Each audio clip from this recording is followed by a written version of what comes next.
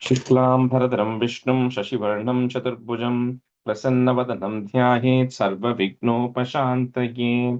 ॐ सहना भवतु सहनौ भुनक्तु सह वीर्यं करवावहै तेजस्विनावधीतमस्तु मा विद्विषावहै। ॐ शान्तिः शान्तिः शान्तिः। अगजानन पद्मार्कं गजाननमहर्निशम् अनेकदन्तं भक्तानाम् एकदन्तमुपास्महे। श्रीमहागणपतये नमः। गुरवे सर्वलोकानां विषजे भवरोगिणां निधये सर्वविद्यानां श्रीदक्षिणामूर्तये नमः। अस्मद्गुरुचरणारविन्दाभ्यां नमः। वसुदेवसुतं देवं कंसचाणूरमर्दनं देवकी परमानन्दं कृष्णं वन्दे जगद्गुरुं।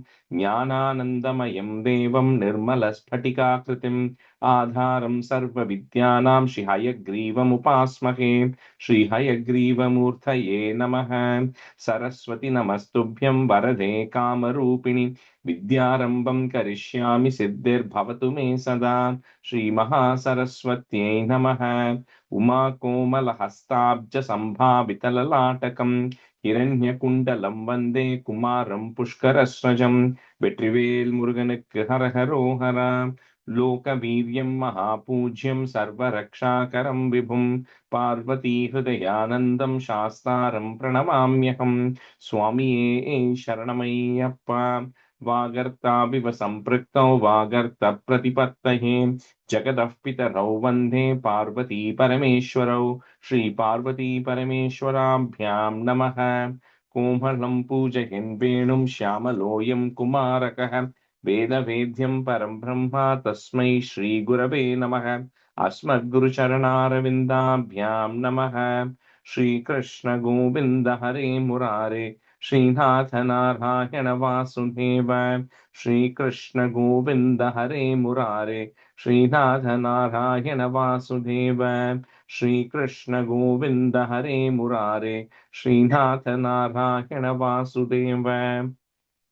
पीताम्बरं करविराजितचक्रशङ्ख कौमोदकी सरसिजं करुणासमुद्रं राधासहायम् अतिसुन्दरमन्दहासं वातालयेशम् अनिशं हृदि भावयामि। कृष्णो रक्षतु मां चराचरगुरुः कृष्णं नमस्ये सदा। कृष्णेनैव सुरक्षितोऽहमसकृत् कृष्णाय दत्तं मनः। कृष्णादेव समुद्भवो मम विभो कृष्णस्य दासोऽस्म्यहम्। कृष्णे भक्तिरचञ्चलास्तु भगवन् हे कृष्ण तुभ्यं नमः। श्रीगुरुवायूरप्पा शरणं नम्राणां सन्निधत्ते सततमपि पुरस्तैरणभ्यक्तितानपि अर्थान् कामानजस्रं वितरति परमानन्दसान्द्रां गतिं च। इत्थं निःशेषलभ्यो निरवधिकफलः पारिजातो हरे त्वं क्षुद्रं तं शक्रवाटी ध्रुममभिलषति व्यर्थमर्त्यव्रजोऽयं। श्रीगुरुवायूरप्पा शरणं श्रीभट्टपादम् अनिशं हृदि भावयामि। वंशीविभूषितकरात् नवनीरदाभात् पीताम्बरात् अरुणबिम्बफलादरोष्टात् पूर्णेन्दुसुन्दरमुखात् अरविन्दनेत्रात् कृष्णात् परं किमपि तत्त्वमहं न जाने. കൈരണ്ടും കൂപ്പി ഞാൻ വീണ്ടും ഇറക്കുന്നു നീരജലോചന നിന്നോടായി. ഏതീനു മന്യാനെ കുമ്പീരേണ്ടാത്തോരോ രീതിയിൽ നീ എന്നെ പാലിക്കന്നായി. കൃഷ്ണ ഹരേ ജയ കൃഷ്ണ ഹരേ ജയ കൃഷ്ണ ഹരേ ജയ കൃഷ്ണ ഹരേ. Good morning, everyone. Okay, welcome to the class. Happy Thanksgiving to everyone. Thanks for joining that long weekend. All right, we'll do a quick review of 32 and the half of 33 that we have. See who I had today. Hari, can you do 32? Hari, ninga pandila 32? I'll do.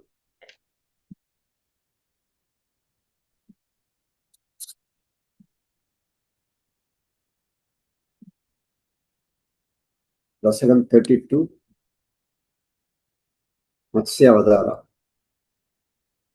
Pura Hayagriva Mahasurene Shashtandarando Yadakandya Kalpe Nitrolvaha Brahma Muhat Pradeshu Vede Pradista Ilamadya Shubam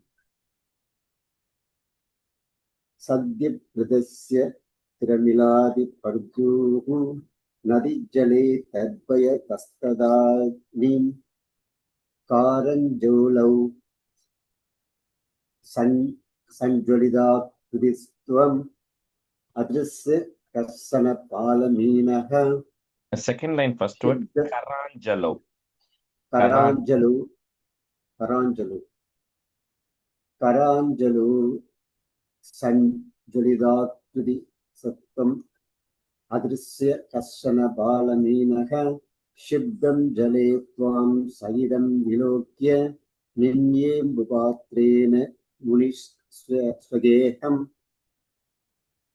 Swalbairahobi Kalasim Satubam Vabim Sarasana Sase Vibotvam Yoga Prabhavat Pavadat Nayaivam Nidas Tadasvam Munina Payodim Drishto Muna Kalpa Ditrishismenam Sabda Hamasvedi Vadanyasihi Prabde Tuddehani Vari Prabde Tuddehani Varidara Pariplude Gumidale Mulindraham Saddarshibi Sartam Abharavarini Utpurnamana Saranam Yayo Tvam Taran Tadadade Karima Avaptam Nauru Bini Mam Arurus Tadade Tatkam Baham Reshu Sadeshu Bhuyaga Tommambude Ara Virabu Mahishyan The last word, Avira Bhurmahiyan. Avirapur Mahiyan Jashakudim Yojala Lakshadipam Tadan Uchestra Dejasam Vam Niriksha Dushta Munayastu Vapya Tatunga Shunge Dharanim Pavanduhu Akrishtanauhu Munimandalayan Pradarsayan Vishwa Jagat Vivahan Samstuyamanu Nirvarena Ena Jnanam Param Soba Disandasarihi Kalpadu Sabda Munin Purovat Rastapya Satya Pradabhumi Bandam Vaivasvadakyam Manumadadanahan Rodat Ayagriva Ambit Udobuhu. And the second first line just after the comma, the one word, Prastapya. Prastapya. Okay. Yeah.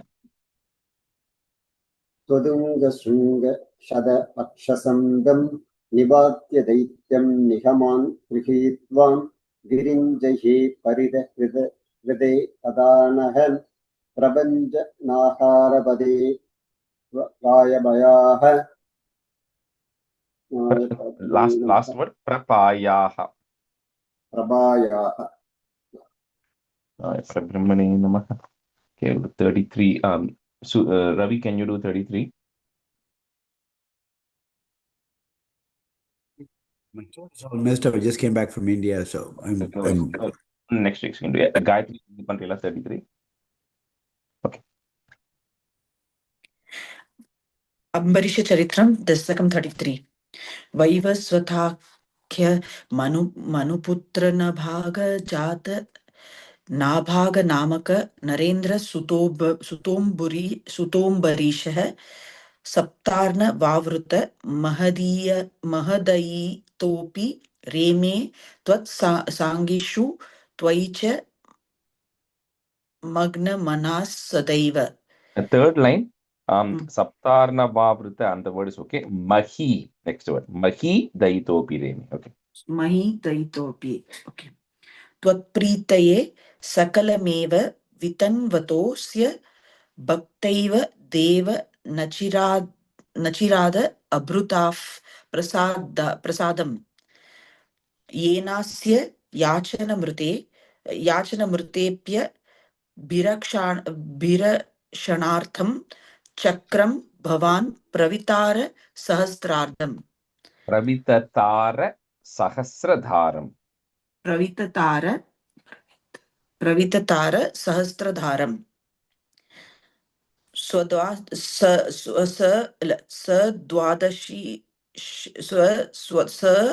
Dwadashi Vratamatho Bavadarchanartham Varsham Dadau Madhuvane Yamunopakanthe Patnya Samam Sumanasa Mahatim Vitanvana Pujam Dvijeshu Visrujan Pashu Shashti Kotim Tathat Paranadine Bavadarchanante Durvasa Sasya Munina Bhavanam Prapede Bhoktam Vritascha Sanurupena Pararthi Shilo Mandam Jagam Yamunam Niyamanvi Dasyan Ragnyat Paranamurte Paranamurta Samapti Kedat Varaiva Paranam Kari Bhavat Parena Prapto Munis Tadada Divya Drisham Vijanana Shipyan Kradot Dhruta Jato Vitatana Krityam. The last line, kru sound. Krudhot dhrita. Krudot Dhruta Jato Vitatan Krityam. Krityam cha tam sidaram bhuvanam dahantim agre abhivikshaya. Yeah, and that word will come together. Agrebhi vikshya. Agrebhi vikshaya. Okay. Agrebhi vikshya nrutrina padancha kampe Twadbhakta Badam Abhibhikshaya Sudarshanam Te Krutyanalam Shalabhayan Munim Anvadavit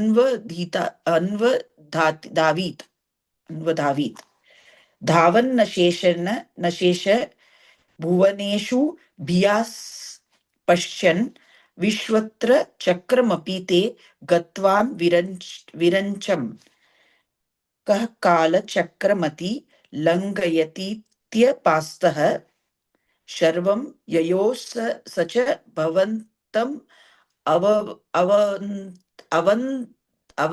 Taiva. Yeah, I think that's where we stop. Okay. Shri Krishna Parabrahmane Namah. Okay, let's continue with 8. Anu, you can be student, and Baiju, you can be student. So I know I have to say meaning for 7. So we'll say 7 and 8 meaning together. Bhuyo bhavan nilayametya munim namantam proche bhavan hamrishe nanu bhakta dasah jnanam tapascha vinayan vitameva manyam yahyam varisha padameva bhajeti bhuman. Just to recap, right? So Ambarisha, who was the Vaivasvatake Manu, the Vaivasva Manus, in that ancestry, right? Nabhaga, and then Ambarisha. And then Ambarisha, although he had all the wealth and all the kingdom and all the power, he was always devoted and committed. And he and his wife, for 1 year, every Ekadashi, they were following the fasting. right? And then on one of the thing during the Kartika month, when they were wrapping up that 1 year of fasting, on that day, Durvasa ends up coming in the last minute. And then, Ambarisha is waiting for Durvasa to come because Durvasa just goes to the Yamuna river to take a dip. But then he takes time. Mandam Jagama. He slowly is finishing his stuff. So Ambarisha is in a conundrum whether to break his fast or not. And then he ends up taking that drop of Tulsi water, which when Durvasa comes back, he's offended that Ambarisha did not wait for him to break the fast.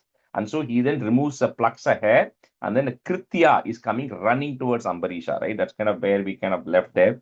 And then we saw then I think in the sixth one, we saw how Ambarisha was already blessed with the Sudarshana Chakra, but being a great devotee, he doesn't want to hurt another great devotee, right? So he just doesn't do anything. He's just standing. So when he's standing and the Kritya is running towards him, burning everything along the way, he doesn't move.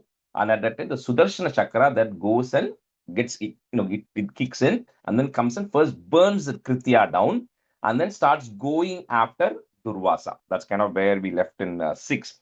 Now, this Durvasa Muni, because the Sudarshana Chakra is coming towards him, so there's nothing he can do to prevent himself against it. So he then starts running. So Durvasa can go anywhere he wants. He's one of the great rishis. So with that, he's actually going all over the world. Wherever he goes, the Sudarshana Chakra is continuing to travel with him. So finally, he gives up and he goes to Satya Loka, where Virincha refers to Brahma. So he goes to Virincha Brahma and says, Brahma, you are the only one who can protect me because the Sudarshana Chakra is literally coming after me, trying to burn me. So Brahma says that I myself are limited in terms of how much I live because at the end of the 2 Parardas, my life also comes over. So he says, I only have so much capability. I cannot prevent you from getting killed. So I also cannot do that. So I'm actually giving up. I don't have any power against it. So with that, he says he cannot. Then Durvasa goes to Kailasham to go to Shiva. Then Shiva also says, if Sudarshana Chakra is chasing you, I also cannot do anything to protect you. So I am also helpless. So Durvasa doesn't know what to do anywhere. So he goes through all these places. This Sudarshana Chakra continues to chase after him. Then finally, in stanza 8, he then reaches where Mahavishnu is. He reaches there and says, it's your weapon, right? So you have authority over your weapon. So he says, you are the one who can actually protect me right now, right? Because he says, I'm not able to bear the heat of it. I'm about to kill me right now. And then he does namaskarams to Narayana and says, you have to protect me. So at that time, Bhagavan says that I also cannot protect you. He says the reason for that is, while I have control over all the worlds and I have responsible for everything, including creation, he says, Nanu Bhakta Dasaha. He says, I am a servant of my devotees. He says, there is no one greater than my devotees, right? And even Krishna later on, we'll see after the 90th Dasakam, when he does the to Uddhava, he does the Uddhava Gita, Krishna also says the exact same thing. He says, the greatest of my devotees are superior than me. So you worship, and I mean really the greatest of the devotees, right? People are always thinking about Krishna. He says, you have to go worship them more than you need to worship me because I myself am a slave to the greatest of my devotees. So Krishna says, if that Sudarshana, with Narayana here says, if that Sudarshana Chakra has been triggered from Ambarisha, who is the greatest of my devotees, I also cannot do anything.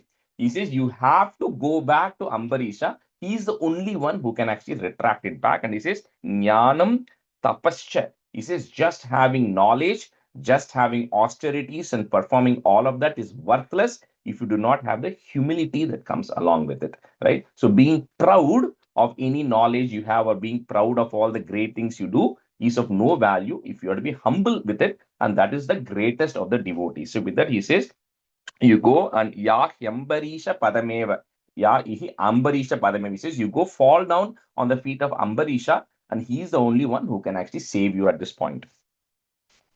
So, Bhuyo Bhavan Nilayametya Munim Namantam, Proche Bhavana Hamrishe Nanu Bhaktadasaha Jnanam Tapascha Vinayanvitam Eva. You can break that ma. Vinayanvitam Eva Manyam, Yahyambarisha. The half ha sound there. Yahyambarisha Padameva Bhajeti Bhuman. Bhuyo Bhavan Nilayametya Munim Namantam प्रोचे भवानहमृषे ननु भक्तदासः ज्ञानं तपश्च विनयान्वितमेव मान्यं याह्यंबरीशपदमेव भजेति भूमन् भूयो भवन्निलयमेत्य मुनिं नमन्तं ब्रोचे भवानहं ऋषे ननु भक्तदासः ज्ञानं तपश्च विनयान्वितमेव मान्यं याह्यंबरीशपदमेव भजेति भूमन् भूयो भवन्निलयमेत्य मुनिं नमन्तं ब्रोचे भवानहं ऋषे ननु भक्तदासः ज्ञानं तपश्च विनयान्वितमेव मान्यं याह्यंबरीशपदमेव भजेति भूमन्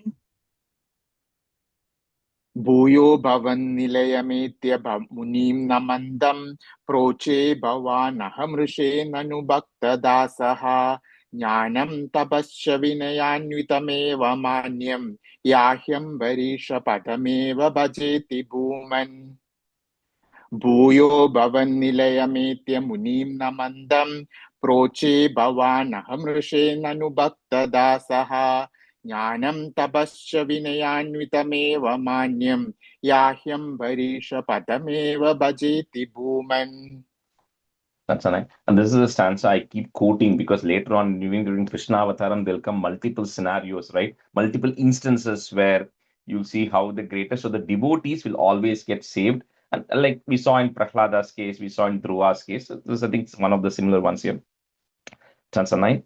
Tavat sametya munina sagrihita pado rajapasritya bhavadastramasa Chakre gate muniradadakilashisosmai twadbhaktimagasi krite pikripam chashamsan. Finally, Durvasa then, harassed with this, finally comes back to Ambarisha. And then he falls on Ambarisha's feet and says, I made a big mistake. It was my mistake trying to throw the Kritya at you, right? Who is the greatest of the devotees. I tried to kill you, right? So he then does prostrations and says, you have to please take the Sudarshana Chakra away from me. Now, Ambarisha is the same humble person. See, he is the greatest devotee because no matter what, he doesn't want to hurt the other person. So he says, I never intended for the Sudarshana Chakra to go after you. Right? I don't actually want to hurt you at all. It just kicked in because he tried to attack Ambarisha. She says, I have no problems against you. I'm not offended at all. So he then requests that the Sudarshana Chakra be taken back, at which point Sudarshana Chakra then goes away. And then Durvasa says, what boon do you want? Because you saved my life. Durvasa has so much power. He says, ask me for whatever you want. And he says, Tvat Bhakti Magasi. He says, the only thing I want is more devotion towards Bhagavan and absolutely nothing else, right? So Durvasa then blesses Ambarisha to say you'll continue to have the great devotion and you will not lack in that. Tavat sametya munina sa grihita pado, rajapasritya bhavadastram. I'm just breaking at that ma. Bhavadastram asavanaushit. It's easy to break at that ma. Asavanaushit. Chakre gate muniradat. So I'm breaking at the da that is coming there. It and a. Muniradat akhilashi shosmai. Then you'll be able to say it. Muniradat akhilashi shosmai, Tvat bhaktimagasi kritepi kripam cha shamsan. Tavat sametya munina sagrihita pado Rajapasritya bhavadastramasavanoshit Chakre gate muniradadakilashishosmai Tvad bhaktimagasi kritepi kripam cha shamsan. तावत् समेत्य मुनिना सगृहीत बाधो राजापसृत्य भवतस्त्रमसावनौषीत् चक्रे गदे मुनिरदात् अखिलाशिशोऽस्मै त्वद्भक्तिमागसि कृते विकृपां च शंसन् तावत् समेत्य मुनिना सगृहीत पादो राजापसृत्य भवतस्त्रमसावनौषीत् चक्रे गदे मुनिरदात् अखिलाशिशोऽस्मै त्वद्भक्तिमागसि कृते विकृपां च शंसन्. Sorry, Rajesh ji, the third line la Munir Datta la அதுக்கப்புறம் அகில Muniradat. முனிரதாத் இல்லையா ending? அது வந்து that's the letter is a da, and the da we just breaking into it and a. So Muniradat Akhilashi Shosmai. Okay, thank you. तावत् समेत्य मुनिना स गृहीतपादो राजापसृत्य भवदस्त्रमसावनौषीत चक्रे गते मुनिरदादखिलाशिषोऽस्मै त्वद्भक्तिमागसि कृतेऽपि कृपां च शंसन् तावत् समेत्य मुनिना स गृहीतपादो राजापसृत्य भवदस्त्रमसावनौषीत चक्रे गते मुनिरदादखिलाशिषोऽस्मै त्वद्भक्तिमागसि कृतेऽपि कृपां च शंसन्. That's it. Raja Pratiksha Munimeka Samamanaashwan Sambhojya Sadhutam Rishim Visrujan Prasannam Bhuktva Swayam Tvayitatopi Dridham Rato Bhute Sayujyamapacha Samam Pavanesha Payaha. So this Ambarisha and his wife, like if such a situation had happened for us, if Durvasa had left, we would have immediately eaten because Durvasa is left, right? And we don't know where he went. And then the Parana time has anyway started. So we'll say, okay, let me go and have my meals. So in this case, Ambarisha and his wife, it says, for 1 year, it took Durvasa 1 year because remember, there's a time difference when you go to the other worlds. So while Durvasa spent only a small amount of time, 1 year had passed on earth. And by the time he came back, and it says for 1 year, Ambarisha and his wife were fasting. I don't know what they ate or what they didn't eat. It just says they were fasting. So they were waiting for Durvasa to come. And finally, after Durvasa came, they fed Durvasa, and then Ambarisha and his wife then broke their fast, right? So with that, then eventually with this dedication, Ambarisha, you finally Sayujyamapa, you finally go and then merged with the Lord. Eventually, when he left the earth, he became liberated as well. So Guru Arapa, please eradicate all my ailments as well. Raja Pratikshya Munim Eka Samamanashwan. So I'm just breaking at that ma. Munim Eka Samamanashwan, comma. Sambhojya Sadhu Tamrishim Visrujan Prasannam Bhuktva Swayam Tvai Tatopi Dridham Rato Bhut. Put a it at the end of that line. Rato Bhut, comma. Next line, if you have a it, that goes away. Sayujyamapa chasamam pavanesha payaha. Says he became dridam, he became even more devoted after that Ambarisha. So he didn't take it easy because he had the Sudarshana Chakra protecting him. He became even more devoted after that. Raja Pratiksha Munimeka Samamanashwan Sambhojya Sadhutam Rishim Visrujan Prasannam Bhuktva Swayam Tvayitatopi Dridham Rato Bhute Sayujyamapacha Samam Pavanesha Payaha. राजा प्रतीक्ष्य मुनिमेकसमामनास्वान् सम्भोज्य साधु दमृषिं विसृजन् प्रसन्नं भुक्त्वा स्वयं द्वैतदोभिदृढं रथोऽभूत् सायुज्यमाप च समां भवनेशभायाः राजा प्रतीक्ष्य मुनिमेकसमामनास्वान् सम्भोज्य साधु दमृषिं विसृजन् प्रसन्नं भुक्त्वा स्वयं द्वैतदोभिदृढं रथोऽभूत् सायुज्यमाप च समां भवनेशभायाः राजा प्रतीक्ष्य मुनिमेकसमामनाश्वान् सम्भोज्य साधु तमृषिं विसृजन् प्रसन्नं भुक्त्वा स्वयं त्वयिततोऽपि दृढं रथोऽभूत् सायुज्यमाप च समां पवनेशपायाः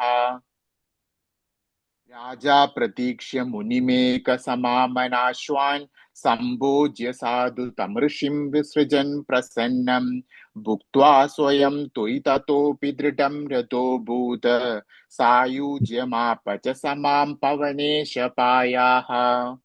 Krishnaya Parabrahmane Namaha. That's 33. Okay, start with 34. So 34, 35 is Sri Ramacharita Varnanam. So essentially, the entire Ramayana, which is so big, has been condensed into 2 dashakams, right? So which means that I know all of you might be experts in Ramayana, so I'm not going to go into the details because Bhartrihari is just touching on everything. So I'm also just literally going to say what is there. No extra commentary because it will take forever to finish those two Dashakams then. And 34, 35, 36 are very hard chapters, right? And then it becomes easy from 37 to 74. It will be easy after that. But these three are a little tough. Stanza 1. गीर्वाणैरत्यमानो दशमुखनिधनं कोसलेष्वृश्य शृङ्गे पुत्रीयामिष्टिमिष्ट्वा ददुषि दशरथक्ष्माभृते पायसाग्र्यं तद्भुक्त्या तत्पुरन्ध्रीष्वपि तिसृषु समं जातगर्भासु जातो रामस्त्वं लक्ष्मणेन स्वयमत भरतेनापि शत्रुघ्ननाम्ना. So there is asuras. Every time there is some, like it says, yada yada hi dharmasya glanir bhavati bharata. There's Ravana and other Kumbhakarna, all these asuras were, tormenting. So at that time, the devas go and pray to Narayana saying, we really need you to come and help us out. So with that request, he says, Bhattaripad says, you then decided to be incarnated as Rama. So in the land of Kosala, there's a sage called Rishya Shringa. That Rishi Shringa is performing the Putra Kameshti Yajnam for Dasharatha. Because Dasharatha had 4 wives, he didn't have any children. So he does Putra Kama Ishti. So desire to having children. That Yajnam he actually performs. And from that, whatever prasadam comes, which he gives to his wife, he says, O Guru Arpa or Narayana, you yourself were born as 4 children. And what that means is anytime Bhagavan incarnates, the associates and the parts of the body also incarnate along with him. And we're going to see that in Krishna Avataram also. So here Narayana comes as Rama. Adishesha, who is also an extension of the Lord, is born as Lakshmana. The Sudarshana Chakram, which is also an extension, is born as Bharata. And the Panchajanyam, which is the conch, is then born as Shatrughna. So you yourself are born as each of these 4 persons to Dasharatha. Girvanair, breaking at that Ra.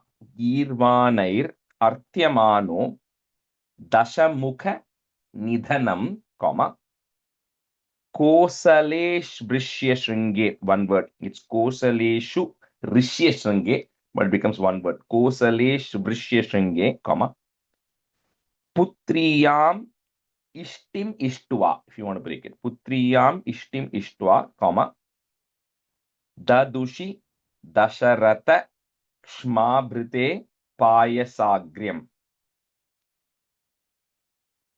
Girvanairathyamano dashamukhanidhanam kosaleshvrishya shringe putriyamishtimishtva dadushi dasharatha-kshmabhrite payasagryam. Rajeshji, one question. Kosalesh, is it Vrishya or Rishya? It's like it's Kosaleshu Rishya Shringe, but the shu and r will become Kosalesh Brishya Shringe in the Sandhi. So when you're saying it, that va sound is coming. Kosalesh Brishya Shringe. Yeah. Girvanairataratyamano dasamukhanidhanam Kosaleshvrishya Shringe Putriya Mishtimishtva Tadushi Dasaradakshma Prate Bayas Sakryam Tatbhuktya Tatpuran. The first 2 that's lines. it, right? Sorry. Yeah, 2 lines, yeah. Girvanair. So it's Girvanair Artha. Artya. It's easy to break it that way. If you want to say the whole word, that's also okay. Girvanair Atyamano Dashamukhanidhanam Dashamukhanidhanam Kosaleshvrishya Shringe Putriya Mishtimishtva Tadushi Dasharadakshma Prate Payasakriyam. The first line after Shringe, end of the line, there is a comma. After Shringe? Yeah, the end of the line, yeah. Okay. Kosalesh Shringe, comma. गीर्वाणेरत्यमानो दशमुखनिधनं कोसलेष्विश्वशृङ्गे पुत्र्यामिष्टिमिष्ट्वा ददुषि दशरथक्ष्माभृते पायसाग्र्यम् गीर्वाणेरत्यमानो दशमुखनिधनं कोसलेष्विश्वशृङ्गे इष्टिमिष्ट्वा ददुषि दशरथक्ष्माभृदे पायसाग्र्यम्. After the Dashamukha Nidhanam, first line, there is a comma, okay? Page Okay. first line. Thank you. Tad bhuktya tat purandhrishwapi, comma, tisrushu samam jata garbhasu jato, comma, ramastvam lakshmanena, comma, swayamata bharatenapi shatrugna namna. Tadbhuktya tatpurandhrishwapi tisrishu samam jata garbhasu jato ramastvam lakshmanena swayamata bharatenapi shatrugna namna. तत्पुक्त्या तत्पुरन्द्रीष्वभि दिसृषु समं जातगर्भा सुजातो रामस्त्वं लक्ष्मणेन स्वयमत भरतेनाभि शत्रुघ्ननाम्ना. तत्पुक्त्या तत्पुरन्द्रीष्वभि दिसृषु समं जातगर्भा सुजातो रामस्त्वं लक्ष्मणेन स्वयमत भरतेनाभि शत्रुघ्ननाम्ना. तुद्भुक्त्या तत्पुरन्द्रीष्वपि तिसृषु समं जातगर्भासु जातो रामस्त्वं लक्ष्मणेन स्वयमत भरते नापि शत्रुघ्ननाम्ना. Third line, tadbhuktya. तद्भुक्त्या. Okay. तद्भुक्त्या तत्पुरन्द्रीष्वपि तिसृषु समं जातगर्भासु जातो रामस्त्वं लक्ष्मणेन स्वयमत भरते नापि शत्रुघ्ननाम्ना. कोदण्डी कौशिकस्य क्रतुवरमवितुं लक्ष्मणेनानुयातो यातो भूस्तातवाचा मुनिकथितमनुद्वन्द्वशान्ताद्वखेदः नृणां त्राणाय भानैः मुनिवचनबला ताटकां पाटयित्वा लब्ध्वास्मादस्त्रजातं मुनिवनमगमो देवसिद्धाश्रमाख्यम्. Well, this is tough, no doubt. But once you learn it, it becomes very beautiful. The second to just chant, the amount of energy, just like Narasimha Avataram, right? It's hard, but once you master it, then there's a special energy which comes out of that. So the first, we're still in the Bala Kandam. I'll just tell when we change the Kandam on this, right? So right now, still Bala Kandam going on. So in the early stages, when Vishwamitra comes and then tells Dasharatha that I need to take your two sons to help me out. So you, Rama and Lakshmana, then decide to go with Vishwamitra. You then take your kodhanda, you take your bow, and then you go, and then because there were all these asuras who were harassing them in the forest. So Vishwamitra then teaches Rama and Lakshmana a mantram, a bala ati bhala, because they have to then last for long periods of time without eating and everything. So they need to have the energy. So they teach that mantra. You then go and then you go destroy all the Rakshasas who are coming there. One of that person there is a demoness called as Tataka. This Tataka, when she's killed, later on that Maricha who's going to come, this Tataka is the mother of that Maricha and all of them. So they're kind of all connected. So anyway, you get rid of that Asura, the demoness called as Tataka, and then you get more love from Vishwamitra, you get more weapons, which you use to destroy other asuras in the future. With all of them, you finally come back to Siddhashramakyam. So Siddha Ashrama is a hermitage of a sage. So you come there, and then you and Lakshmana spend time there. Kodandi Kaushikasya Kratuvaramavitum, comma, Lakshmane Nanu Yato, comma, Yato Bhus Tata Vacha, comma, Muni Katita Manu Dvandva Shantadva Kedaha. You can clearly separate those words. Kodandhi Kaushikasya Kratuvaramavitum Lakshmanena Yato Bhustata Vacha Muni Katita Manu Dvandva Shantadva Kedaha.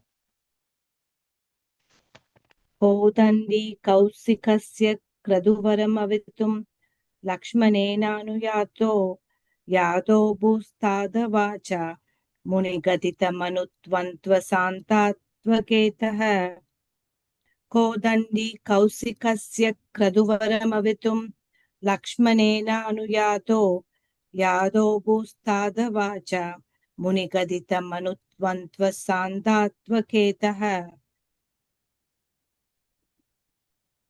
कोदण्डी कौशिकस्य क्रतुवरमवितुं लक्ष्मणेनानुयातो यातो भूस्तातवाच मनुकथितमनुद्वन्द्वशान्तान्त्वखेतः Second line, Muni Katita.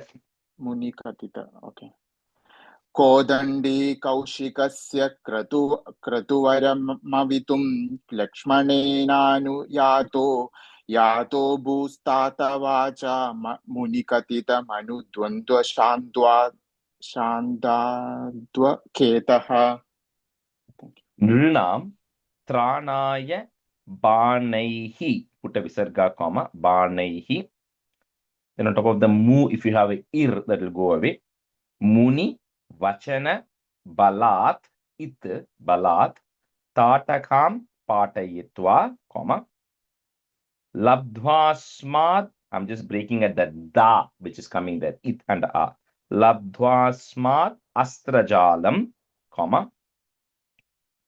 Munivana magamo deva siddhashramakyam.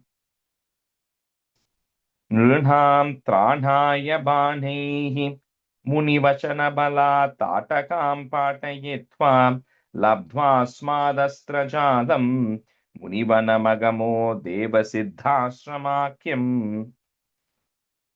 नृणां त्राणाय पाणैः मुनिवचनबलात् ताटकं पाठयित्वा लब्ध्वास्मात् अस्त्रजालं मुनिवनमखमो देवसिद्धाश्रमाख्यं नृणां त्राणाय पाणैः मुनिवचनबलात् ताटकं पाठयित्वा लब्ध्वास्मात् अस्त्रजालं मुनिवनमखमो देवसिद्धाश्रमाख्यं. A third line, tatakam, a sound, okay there. ताटकं Tatakam patayitva. ताटकं पाठयति. नृणां त्राणाय बाणैः मुनिवचनबलात् ताडकां पाडयित्वा लब्ध्वास्मात् अस्त्रजालं मुनिवनमगमो देवसिद्धाश्रमाख्यम्. Akhyam. Akhim. And the fourth line, after astrajalam, there is a comma in the fourth line. Okay, thank you. नृणां त्राणाय बाणैः मुनिवचन नृणां त्राणाय बाणैः मुनिवचनबलात् ताडकां पाडयित्वा लब्ध्वास्माद् अस्त्रजालं मुनिवनमगमो देवसिद्धाश्रमाख्यम्. That's a three. Maricham dravayitva makashirasi sharaihi anyaraksham nignanne kalyam kurvannahalyam patipadarajasa prapya vaideha geham bhindanaschandrachudam dhanuhu avanisutam indirameva labdhva rajyam pratishthatastum tribirapi cha samam bhratruvirai sadaraihi. So that after Tataka, who's, like we said, the mother of Maricha, this other asura called Maricha comes, along with others.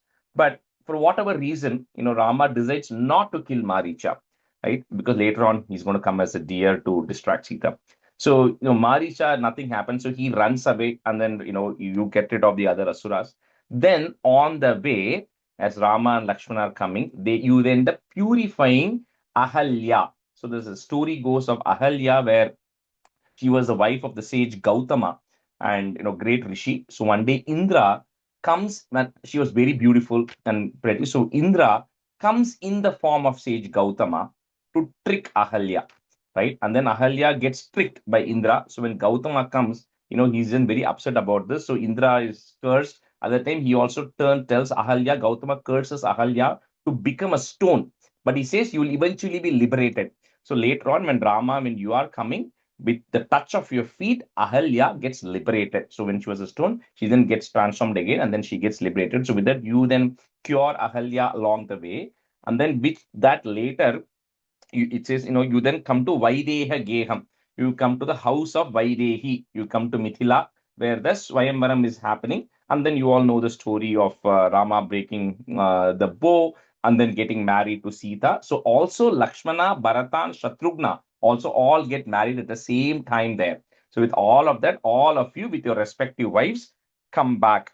So Rajyam Pratishtatasam, you all come back along with your respective wives. You come back here, and it says very clearly, Avani Sutam, in Sita, who is the daughter of Mother Earth, because anytime Mahalakshmi or any Devi incarnation happens, they're never born, they're never incarnated through the womb of anybody, right? It's always, you'll see any of the avatarams of Devi, she'll always be found on the earth, right? That's how they're always there. Somebody finds them, right? Same thing happens to Sita, same thing happens to few other devis also. Anyway, so with that, you all, who's Mahalakshmi herself, who's incarnating, you all then marry all the four brothers, and then you all come back home.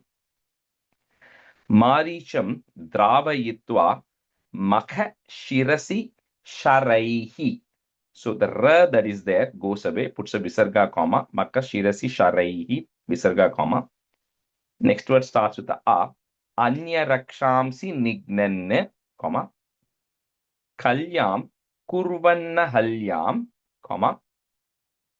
Pati padarajasa, comma again. Prapya Vaideha Geham.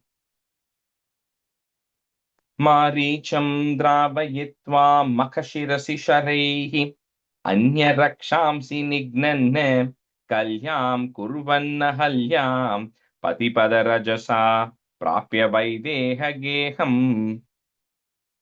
Maricham dravayitva makashirasi sharaihi anyarakshamsi nignanne kalyam kurvannahalyam padipadarajasa prapya vaidehage ham. Maricham dravayitva magashirasi sharaihi anyarakshamsi nignanne kalyam kurvannahalyam padipadarajasa prapya vaidehage ham. Maricam dravayitva magashirasi sharaihi anyarakşamsi niknanna kalyam kurvanna halyam patipadarajasa prapya vaideha geham. Maricam dravayitva magashirasi sharaihi anyarakşamsi niknanna kalyam kurvanna halyam patipadarajasa prapya vaideha geham. Bhindanash Chandra Chudam Dhanuhu. Again, the ra that is there, remove it, visarga comma, Dhanuhu. Next word starts with the a. Avani Sutam Indirameva. I'm just breaking at the ma. Sutam Indirameva Labdva, comma. Rajyam Pratishtatastvam, comma. Tribhirapi Chasamam Bhratruvirais Sadaraihi. Bhindanaschandrachudam dhanuhu avanisutaam indirameva labdhva rajyam pratishtatastvam tribhirapi cha samam bhratruvirais sadaraihi.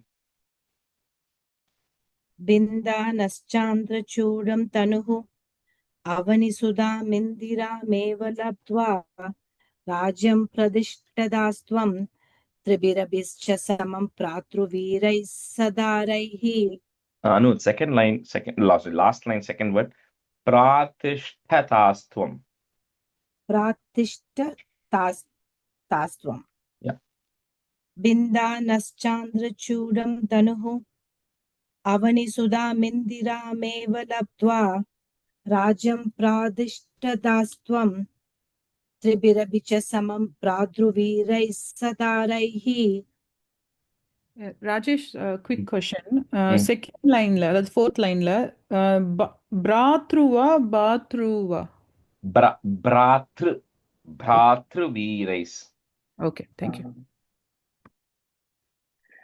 Bindanashchandrachudam dhanuhu avani indira labdva Rajyam pradishtataastvam tribirapi cha samam pradravire sataraihi Bindanashchandrachudam dhanuhu avanisutamindirameva labdva Rajyam pradishtataastvam tribirapi cha samam pradravire sataraihi. We'll switch halfway. Usha, you can be a student, and Sita Lakshmi can be a student. Sense of her. Arundhane Rushandhe Bhrigukulatилake Sankramaya Swatejo Yate Yatosya Yodhyam Sukamiha Nivasan Kantaya Kantamurte Shatrughne Naikadhato Gatavati Bharate Matulasya Tata Rabdhobhishekah Tava Kila Vihatah Kekaya Disha Putrya. Transitioning from little bit of Balakandam to Ayodhya Kandam at this point now. So at one point, when Rama is there, at the time they end up meeting, Bhrigu Kula Tilake, the one who's in the clan of Bhrigu, which is Parashurama. And we'll see why Rama meets Parashurama when we do the Parashurama Avataram in Dashakam 36. But essentially, Parashurama is on a spree of getting rid of all the Kshatriyas. And then he goes and destroys all the Kshatriyas. And then finally, he comes to Ayodhya. Because Ayodhya also is ruled by Kshatriya at that time, right? Rama and Dasharatha. So at that time, and he also, Parashurama was a little upset that Rama ended up going and breaking the Shiva Dhanush. So, he wants to go combat Rama. So, like we said, although all of these are incarnations, they're all different levels of incarnations, right? So, Rama Avataram and Krishna Avataram are Purna Avataram, the full incarnations. Everything else is a partial incarnations or Leela Avatarams. They come for one Leela, like we saw Matsya Avataram, Kurma Avataram, and all of that. Even Narsimha Avataram, right? We came for a specific purpose. Parashurama Avataram is a long one, which we'll see, but it's a different potency of Bhagavan. So at that time, then Parashurama comes face to face with Rama, and then he realizes that Rama is a Purna Avataram, and Parashurama's role is done of Parashurama Avataram. So he then says, you transfer of all your power over to Rama, and Parashurama then goes, say, Parashurama is still there, but then his role has come to an end, right? That Avataram's role has come to an end once Rama has taken over. So you, Parashurama, transfer all of your power over to Rama, and then you go away. So that is one. So then they all are Sukamiha Nivasan. They all are sitting happily in Ayodhya, enjoying family life. At that time, then you all know the story of Dasharatha and Kaikeyi. So one day, when Shatrughna and Bharata had gone to their maternal uncle's house, at that time, Dasharatha decides to appoint Rama. He decides to coronate Rama, right? As the next king, right? That coronation or prince. So that coronation is happening, which is then stopped by Kekayadisha Putriya, means the daughter of the king of Kekaya, which is Kaikeyi. So Kaikeyi is blocking the coronation of Rama at that time. Arundhane Rushandhe, Bhrigukula Tilake, Sankramaya Swatejo, I think this Dasakam is going to have a lot of commas only because there are a lot of stories or a lot of things embedded in a single line. So by just pausing, you can kind of start understanding what is happening there. So Sankramaya Swatejo, Yate Yatosya Yodhyam, Sukhamiha Nivasan, again, Kantaya Kantamurte. Arundhane Rushandhe Bhrigukulatилake Sankramaya Swatejo Yate Yatosya Yodhyam Sukhamiha Nivasan Kantaya Kantamurte. Arundhane Rushandhe Bhrigukulatилake Sankramaya Swatejo याते यातोऽस्य योध्यां सुखमिह निवसन् कान्तया कान्तमूर्ते आरुन्धाने रुषान्धे भृगुकुलतिलके सङ्क्रमय्य स्वतेजो याते यातोऽस्य योध्यां सुखमिह निवसन् कान्तया कान्तमूर्ते आरुन्धाने रुषान्धे भृगुकुलतिलके सङ्क्रमय्य स्वतेजो याते यातोऽस्य योध्यां सुखमिह निवसन् कान्तया कान्तमूर्ते आरुन्धान्ये रुषान्धे भृगुकुलतिलके सङ्क्रमय्य स्वतेजो याते यातोऽस्य योध्यां सुखमिह निवसन् कान्तया कान्तमूर्ते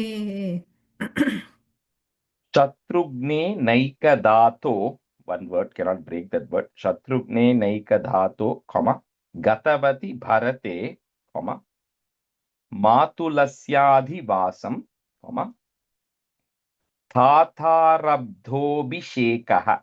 That's Thatarabdho Abhishekaha, but that S symbol is coming there. Thatarabdho Bhishekaha. That is goes away. Visarga, comma, Shekaha. Tava Kila Bihataha, put a H sound, Bihatah, Kekayadisha Putriya. Shatrughne Naikadhato, Gatavati Bharate, Matulasyadhivasam, Tata Rabdho Bhishekah, Tavakila Bihatah Kekayadisha Putriya. शत्रुघ्नेनैकदाथो गतवति भरते मातुलस्याधिवासं तातारब्धोऽभिषेकः तव किल विहतः केकयाधीश पुत्र्या शत्रुघ्नेनैकदाथो गतवति भरते मातुलस्याधिवासं तातारब्धोऽभिषेकः तव किल विहतः केकयाधीश पुत्र्या शत्रुघ्नेनैकदातो गतवति भरते मातुलस्याधिवासं तातारब्धोऽभिषेकः तव किल विहतः केकयाधीशपुत्र्या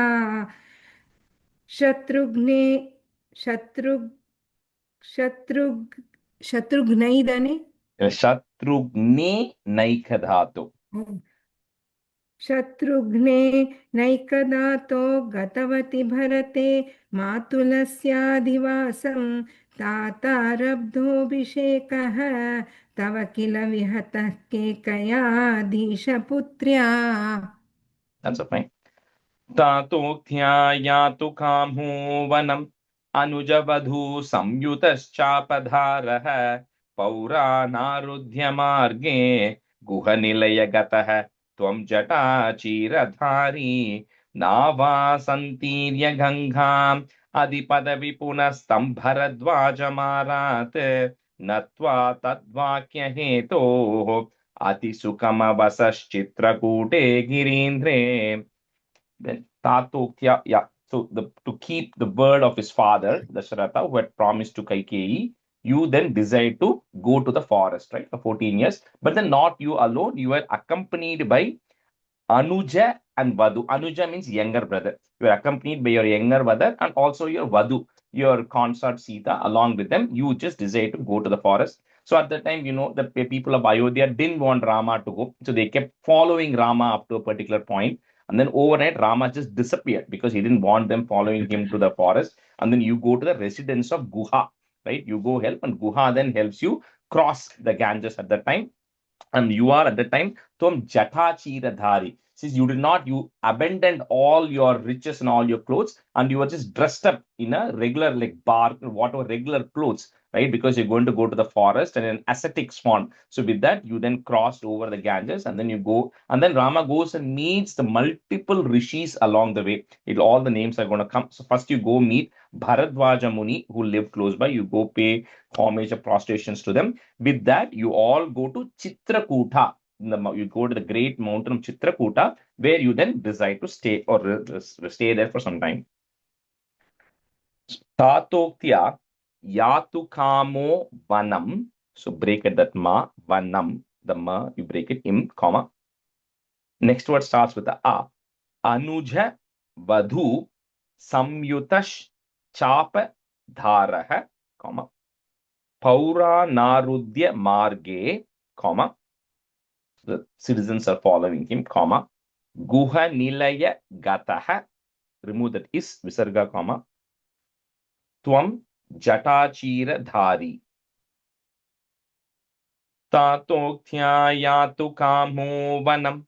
Anujavadhu samyutaschapdharah. Pauranarudya marge. Guha nilaya gataha. Tvam jatachira dhari. Rajeshri, does the khanda change here? And the kind of changed in the end of last stanza 4, because the Ayodhya Kandam kind of starts when Dasharatha, that conversation is all happening, right? So it's still in Ayodhya Kandam. It is not moved out of Ayodhya. Only after Bharata comes, it will change the Kandam. Okay. So we finish the Bala Kandam. We are right now in Ayodhya Kandam. तातोक्त्या यातु कामो वनम् अनुजवधू संयुतश्चापधारः पौरानारुध्य मार्गे गुहनिलयय गतः त्वं जटाचीरधारी तातोक्त्या यातु कामो वनम् अनुजवधू संयुतश्चापधारः पौरानारुध्य मार्गे गुहनिलय गतः त्वं जटाचीरधारी तातोक्या यातु कामो वनम् अनुजवधू संयुतश्चापधारः पौरानारुध्य मार्गे गुहनिलय गतः त्वं जटाचीरधारी तातोक्या यातु कामो वनम् अनुजवधू संयुतश्चापधारः पौरानारुध्य मार्गे गुहनिलय गतः त्वं जटाचीरधारी Nava santirya gangam. So the ma, gangam, comma. Next word starts with the a. Adhi padavi punas tam bharadwaja marat. So it becomes it at the end of that line. We don't have it. Bharadwaja marat, comma. Next line, if you have a double na, one of the na goes away. That became the it earlier. So natva tadvakya hetoho. So the ra that is there, put a visarga, comma. Tadvakya hetoho, visarga, comma. Next word will start with the a. Ati sukhama vasash chitrakute kirindre. Nava santirya gangham adhipadavi punastam bharadvajamarat natva tadvakya hetoho ati sukhama vasash chitrakute kirindre. Rajesh ji, Rajesh ji. and Ati Sukha Mavasa or Mavasaha. And if you have a vasaha, if you have a visarga, that becomes a ish sound because cha is coming later. So ati sukama vasash. Okay, thank you. Ma varum One more Rajesh. question. Ati sukha mava. Sukama, yeah. Ati sukama vasash. And one more question. Santirya channel. Santarya போட்டிருக்கீங்க. Santirya Santarya. Santirya. Okay. Rajesh ji, and the first line, third line, and the gang ma the Gangam. Gangam. So the ma that is there, right? So and the ma becomes im and a. So Gangam, which is crossing the river Ganga. Santirya Gangam, comma, Adhi Padavi. Okay, thank you. नावा संतीर्य गंगाम अधिपदवि पुनस्तं भरद्वाजमारात् नत्वा तद्वाक्य हेतोः अतिसुखमवसश्चित् चित्रकूटे गिरीन्द्रे नावासन्तीर्य गङ्गाम् अधिपदविपुनस्तं भरद्वाजमारात् नत्वा तद्वाक्यहेतोः अतिसुखमवसश्चित्रकूटे गिरीन्द्रे नावासन्तीर्य गङ्गाम् अधिपदविपुनस्तं भरद्वाजमारात् नत्वा तद्वाक्यहेतोः अतिसुखमवसच्चित्रकूटे गिरीन्द्रे नावासन्तीर्य गङ्गाम् अधिपदविपुनस्तं भरद्वाजमारात् नत्वा तद्वाक्यहेतोः अतिसुखमवसश्चित्रकूटे गिरीन्द्रे. That's a 6. Shrutva putrartikhinnam khalu bharadamukhat swargayatam swatatam tapto datvambutasmai nidhadita bharate padukam medenim cha atrim natva tagatva vanamati vipulam dandakam chandakayam hatva daityam viradham sugati makalayascharubo sharabhangim.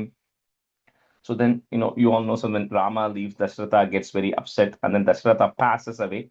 So then Bharata then comes looking for Rama in the forest, and then Bharata tells about his father's death to Rama, and then Rama says, I won't come back, and then Padukam, he then gives his feet, which Bharata then goes back and puts it in the throne, and then Rama then performs, the Tarpanam and everything for his father who has passed away. So that's from that Ayodhya Kandam or all of that comes to an end. And now, because it's already in the forest, on the third Kandam of Aranya Kandam, of the time they spend in the forest, starts here. So like we said, he already saw Bharadwaja Muni in the previous one. Now he goes and sees Atri, another Sapta Rishis also who is meditating. You go pay homage to him. And then in the forest of Dandaka, they are right now in the forest of Dandaka. So there, again, some Asuras, they kill an Asura called as, Birada. So Hatva Daityam Biradham, the fourth line. So the Asura called Biradha, who's also gotten rid of. That Birada also tries to steal Sita away. He also carries Sita, but in that case, Rama and Lakshmana are able to go and get rid of Birada and rescue Sita there. And then eventually you go to the sage called as Sarabhanga. You then give salvation to that sage. So that the sage ashrama, that Sarabhanga is a rishi who was, so great that, he was ready to be liberated. And once Indra himself comes personally and tells Sarabhanga that you are ready to be elevated to the upper worlds.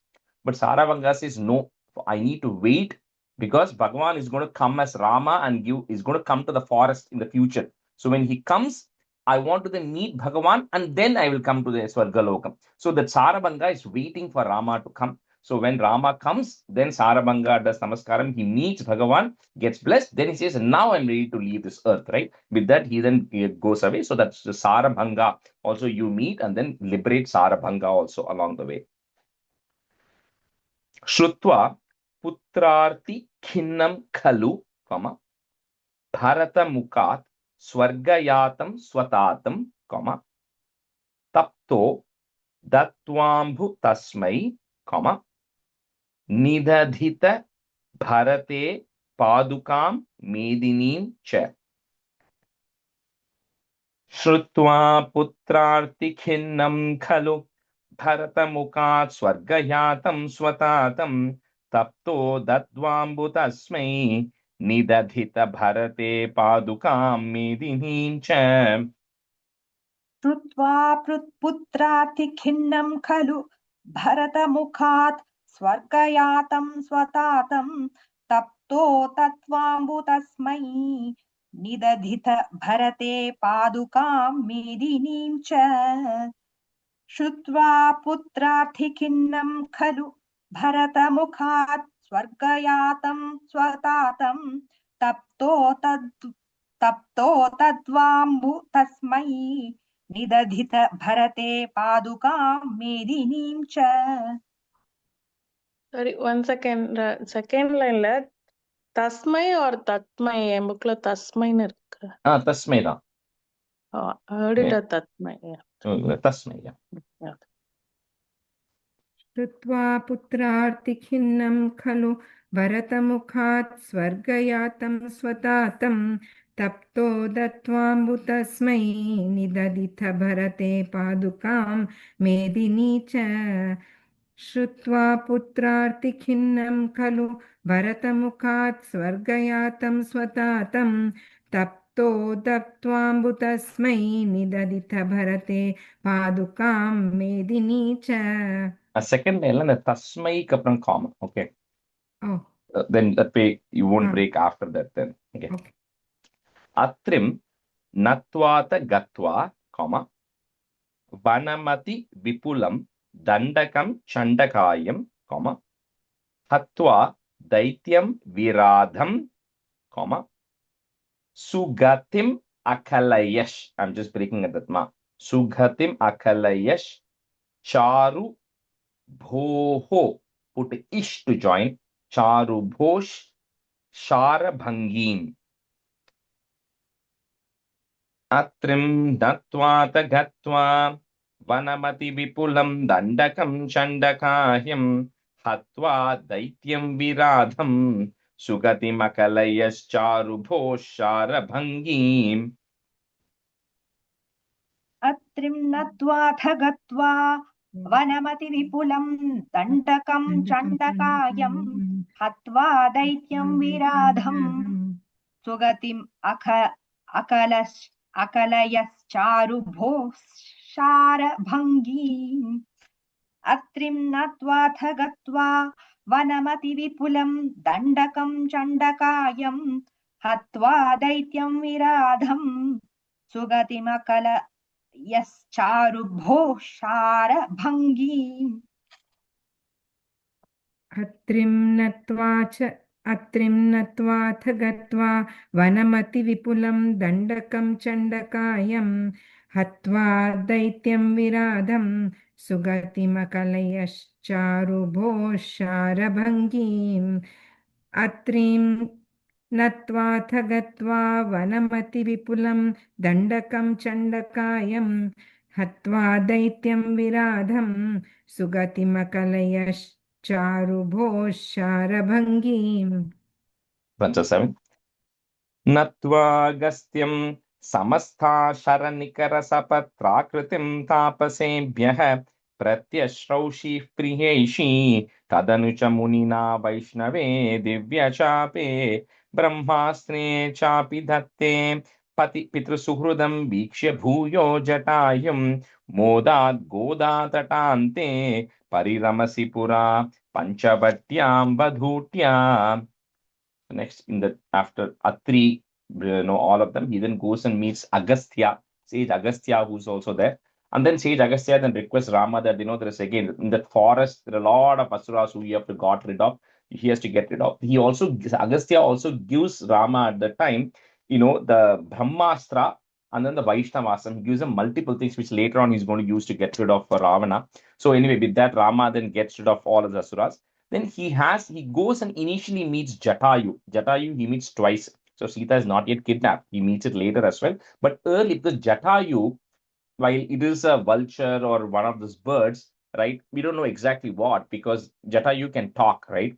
So this Jatayu is also a friend of Dasharatha. So Rama goes and meets Jatayu, and that's how Jatayu knows, oh, Dasharatha's son Rama has come to the forest. If the Jatayu sees Sita, Jatayu sees Lakshmana. So he sees all of these people. Later on, that's how he knows it is Rama's wife Sita who's actually getting kidnapped. Anyway, so you all meet Jatayu there, happen to meet them. And then eventually with Sita, you come and settle down on the banks of the river Godavari at Panchavati. So in the forest there, you come and settle down with Sita. Natva gastyam, comma, samastashara nikara sapatrakritim tapasebhyah. So the comma at Agastyam, comma, and then the end of the line, comma. Rest of the line is continuous. Pratyashraushihi, put a F, Pratyashraushiv priyaishi, comma, tadanucha munina vaishnave divya chape. Natva gastyam samasta sharanikara sapatrakritim tapasebhyah प्रत्यश्रौषि प्रियैषी तदनु च मुनिना वैष्णवे दिव्यचापे. Ravichi. Yeah. And the second line, Pratyas Raushi, அது சொல்லுங்க. Shraushi visarga irukku, yeah. Shraushi, that visarga will take the sound of F. Shraushi if priyeshi. Okay. नत्वागस्त्यं समस्ता शरणिकर संपत्रकृतिं तापसेभ्यः प्रत्यश्रौषिप्रियैः तदनु च मुनिना वैष्णवे दिव्यचापे. Now, Usha, on the first line, nikara sapatrakritim. शरणिकर Sapatrakritim. नत्वागस्त्यं समस्त शरणिकर सपत्राकृतिं तापसेभ्यः प्रत्यश्रौषिप्रियैः तदनु च मुनिना वैष्णवे दिव्यचापे. नत्वागस्त्यं समस्ता शरनिकरसपत्राकृतिं तापसेभ्यः प्रत्यश्रौषिः प्रियैषी तदनु च मुनिना वैष्णवे दिव्यचापे. नत्वागस्त्यं समस्ता शरनिकरसपत्राकृतिं तापसेभ्यः प्रत्यश्रौषिः प्रियैषी तदनु च मुनिना वैष्णवे दिव्यचापे. ब्रह्मास्त्रे चापि दत्ते, पति पितृ सुहृदं वीक्ष्य भूयो जटायुं, मोदात् गोदातटान्ते, Goda refers to Godavari here, Godatatante, Pariramasi pura, again, Panchavatyam vadhutya. Brahmastre chapi datte pati pitru suhrudham vikshya bhuyo jatayum modat godhatatante pariramasi pura panchavatyam vadhutya. ब्रह्मास्त्रे चापि दत्ते पतिपितृसुहृदं वीक्ष्य भूयो जटायुं मोदात् गोदातटान्ते परिरमिसि पुरा पंचवट्यां वधूट्या. The last line, Pariramasi pura. परिरमसि पुरा. ब्रह्मास्त्रे चापि दत्ते पतिपितृसुहृदं वीक्ष्य भूयो जटायुं मोदात् गोदातटान्ते परिरमसि पुरा पंचवट्यां वधूट्या. ब्रह्मास्त्रे चापि दत्ते पतिपितृसुहृदं वीक्ष्य भूयो जटायुं मोदात् गोदातटान्ते परिरमसि पुरा पंचवट्यां वधूट्या.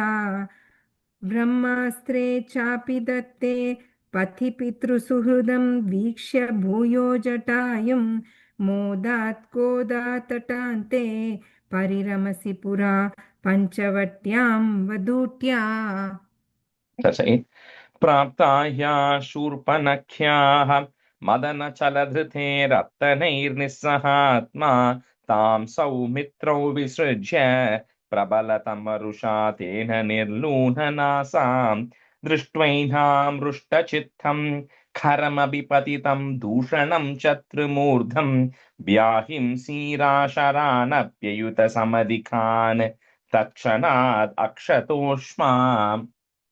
So now they're in Aranya Khandam, right? They're living in the forest. That's where they encounter all of these people. So first there is people called Khar and Dushan who are, cousins. All of them are extensions of Ravana, right? Friends of Ravana, relations of Ravana and all of that. And they are actually, the Khar and Dushan are brothers of Shurpanakha. So first this Khar and Dushan, they come to fight, and then, first Shurpanakha comes, and you all know that story. Shurpanakha comes first, approaches Rama. Rama says no. So she's filled with passion or desire looking at Rama.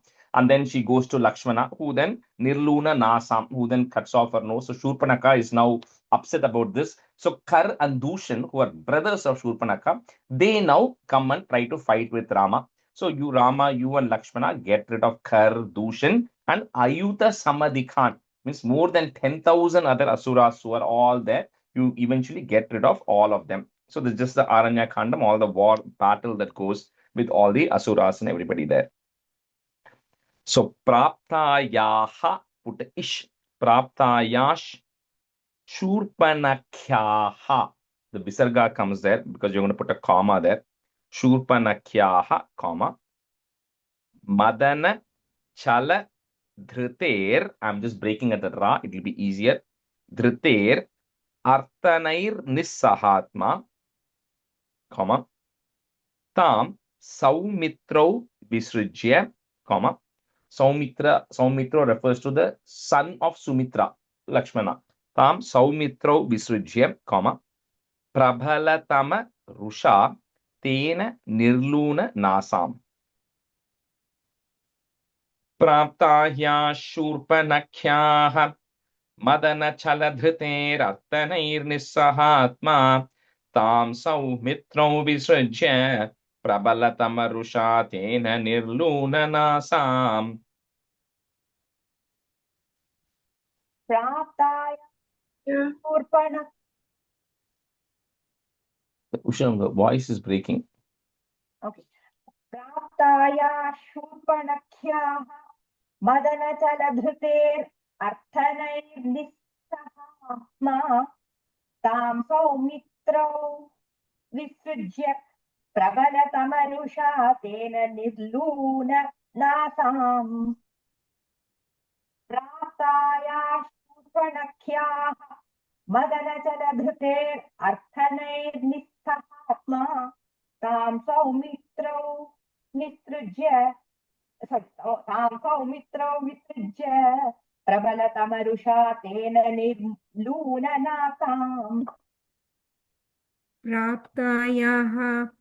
प्राप्ताया शूर्पणख्याः मदनचलधृतेर्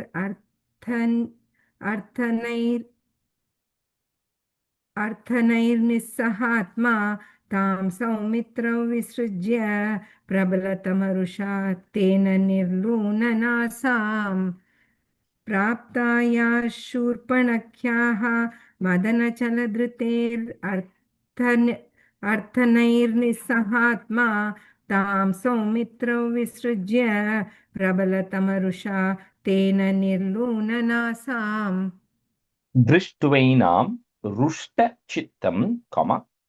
Karamabhipatitam Dushanam Cha Trimurdham, comma. So the next word is a long word, cannot break it much. Vyahimsira Sharanap Yayuta Samadhikan. Okay, cannot break that word. So you have to say that whole thing together. But that is there just before Takshanat, there's a is there. So when we break, and there's a im, if you're following Sanskrit, right? There's a im and the is there. That becomes a in. So Samadhikan, n. Samadhikan, comma. That is will go away, im will go away. Tat kshanat akshatoshma. So the comma after in, tat kshanat akshatoshma. Can you repeat? Sorry, Rajeshji. Yeah, sure. So the last line, Vyahim Sira Sharanap Yayuta Samadhikan, in, comma, Tat Kshanat Akshatoshma. You can break it the da. Tat Kshanat Akshatoshma. Drishtvainham Rushta Chitham Kharamabhipatitam Dushanam Chatrumurdham Vyahimsira Sharanapyayuta Samadhikan Takshanat Akshatoshma. Drishtvainam Drishtichittam Karabhipatitam Dushanam Chatrimurdham Vyahimsirasharanapyayuta Samadhikan Takshanat Akshatoshma. The third line, Usha, Drishtvainam rushta chittam. दृष्ट्वैनां रुष्टचित्तं करमभिपतितं दूषणं च त्रिमूर्धं व्याहिंसीराशराणप्ययुत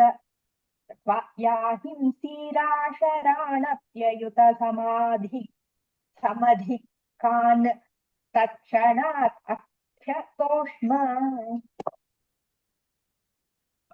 दृष्ट्वैनां हृष्टचित्तं करमभिपतितं दूषणं च त्रिमूर्धं व्याहिंसीराशरानप्ययुतसमधिकान् तत्क्षणात् अक्षतोष्मा दृष्ट्वैनां हृष्टचित्तं करमभिपतितं दूषणं च त्रिमूर्धं व्याहिंसीराशरानप्ययुतसमधिकान् तत्क्षणात् अक्षतोष्मा.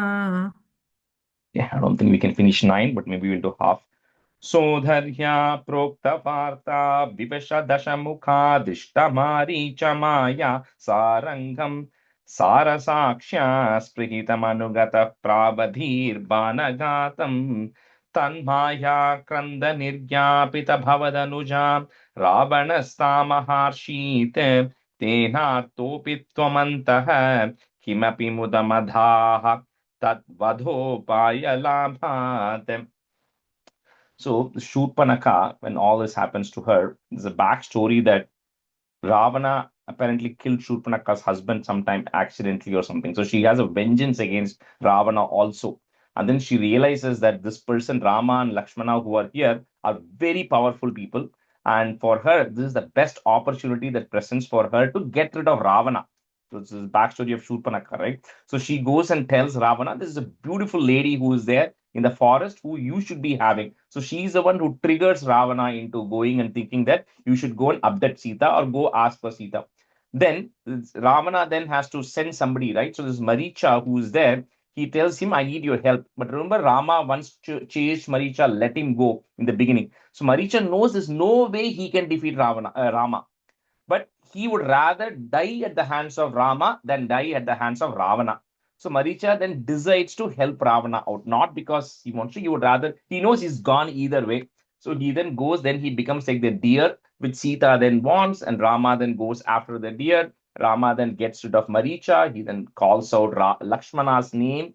Lakshmana goes, then Ravana then comes as Ravanasta Maharshit. He comes as a sannyasi, and then he goes and abducts Sita here. So with that, Rama, you then get worried, you get upset that Sita is gone, but you also realize that Tad Vadhopaya Labhat. So this also gives you an opportunity that is the purpose of your incarnation was also to get rid of Ravana. So this is the perfect opportune moment to go there right now. So we'll just end it here because we only have 2 minutes left, and then we'll continue with the Kishkinda Kandam and the rest of the stuff in the next class.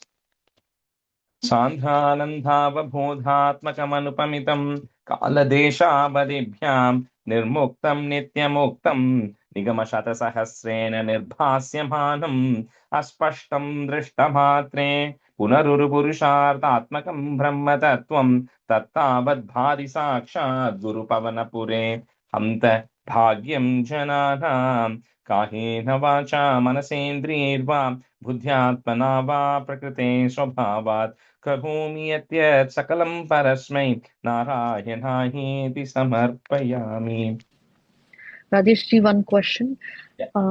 Shankha Chakra or Bharata and Shatrughna, and what were they in Krishna Avatara?